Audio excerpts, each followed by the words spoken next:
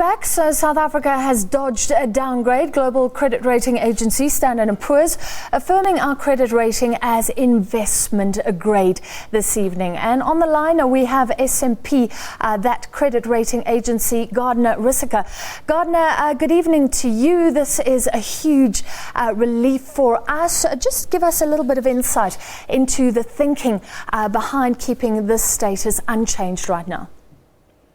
Thank you, Francis. So I think in terms of the affirmation, there were two key issues that helped in keeping the ratings where they are today. And one is the narrowing fiscal deficits that we expect over the medium term. And secondly is the steps taken by the broader government in terms of trying to improve policy implementation, which would reduce some of the economic constraints that are inhibiting a higher growth path. Let's look at some of the positives. You've mentioned Eskom, the end of load shedding. You've mentioned those efforts to rein in our debt, and the minister was meeting with yourselves and other rating agencies as well. So is this really showing that it's firmly in government's hands? So yes, we have observed some progress in terms of provision of energy, and this has come through from issues around better management in peak periods, additions to the grid, as well as the additions from the IPP projects.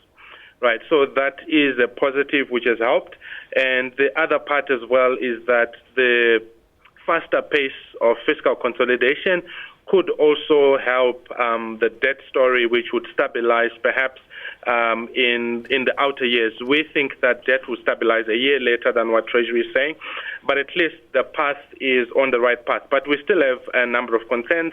I think the concerns still are around that growth is low, and some of those increasing political tensions that we have seen in the last 6 months. So a lot of that still needs to do in terms of implementing the domestic constraints, which would help turn around the growth story. It's interesting you say that these political concerns could affect investment even more than the concerns on labor and the like. You speak about institutions, sometimes these disputes that we see between government institutions and within the ANC. So what will you be watching? What needs to be avoided as we head towards this very turbulent period before an election? Yeah, so I think our observations on political issues is that sometimes political tensions tend to impact on policy, on government policy, and also then tends to impact on outcomes.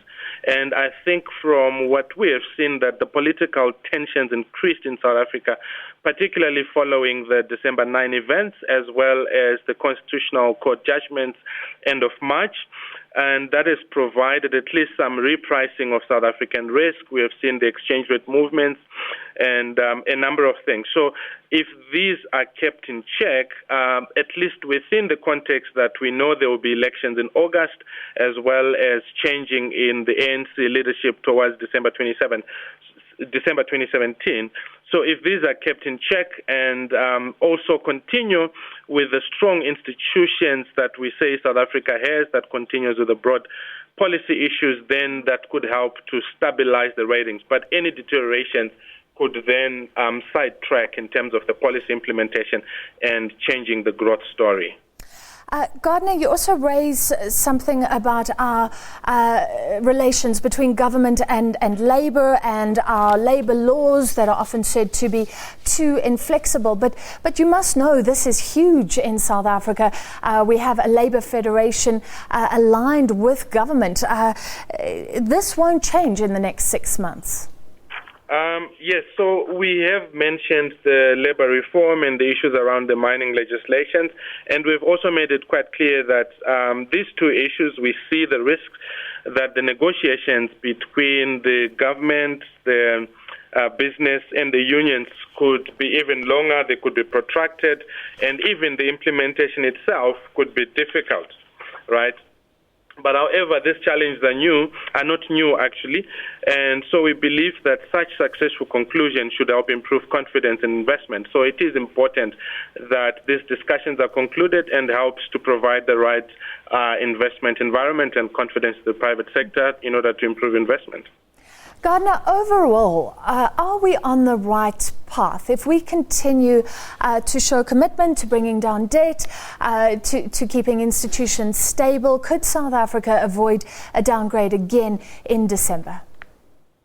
The affirmation suggests that we are looking at some of the things that we've discussed, and that means improvement in some of these issues could help stabilize the ratings.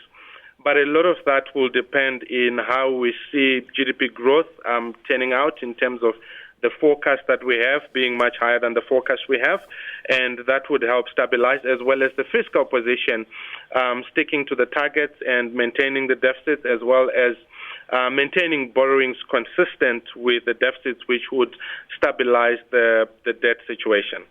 All right, thank you very much for your time, Gardner Rusike from Standard & Poor's. Just to recap, we have dodged a downgrade. Standard & Poor's keeping our rating unchanged tonight, and the Rand is loving it.